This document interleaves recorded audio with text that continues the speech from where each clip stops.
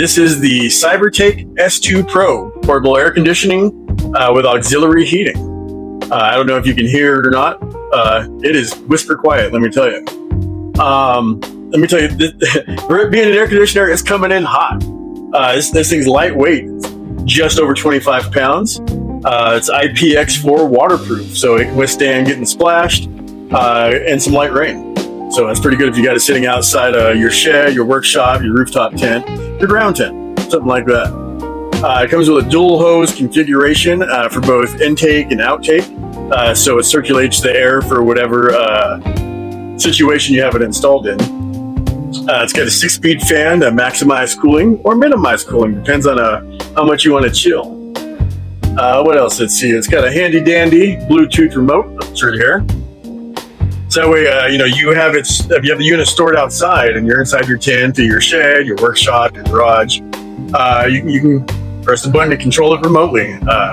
Increase the fan speed, make it as cold as you want, change between the different cooling modes. It's also got a temperature gauge built in so you can see how warm it is or cool it is wherever you're standing holding the remote. It's got front and rear hood connectors.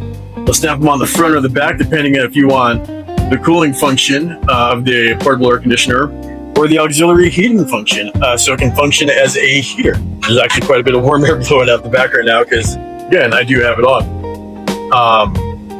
So these connections, you actually connect these hoses into. Where the hose at? The hose are right here.